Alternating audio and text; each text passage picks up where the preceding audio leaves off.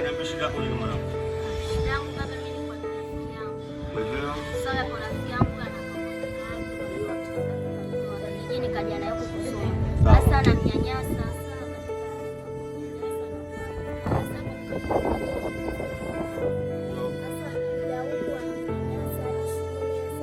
kaniomba mimi hifadhi, nikamwambia siku kwanza nende nikaongea na baba, akikubali nitakuja.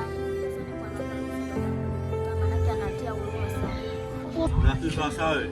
Sasa mimi nimefanyaje? Haiwezekani.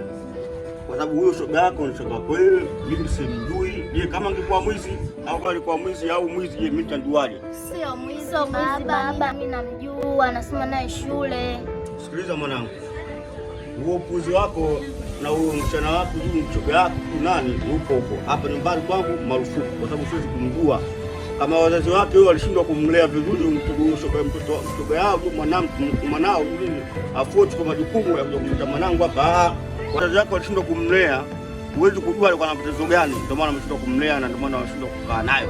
Wewe unachukua majukumu kumchukua wewe kama nani? Hata nikwambie kitu, nikwambie Laima, kwa sababu wewe nakujua akili zako hivi kwa nini? Kwanza wewe angalia wewe utakutoa ubongo. Kwanza leo utakutoa ubongo mara moja kwa sababu sipendi kuleta watoto ajabu hapo. Kaje kama mwizi. Baba lakini sio mwizi. Unaona mbele kama sio mwizi huyo. Namjua baba, anasoma naye shule moja. Sio kweli safi. Baba tuondoka na sisi muone ushoga wako kwanza leo. Na kama utamleta hapo ushoga wako, wewe na ushoga wako kwenu hapo full stop. Nitakwambia cha kukoko. Kwanza ungangu mdogo. Afu ndo kutana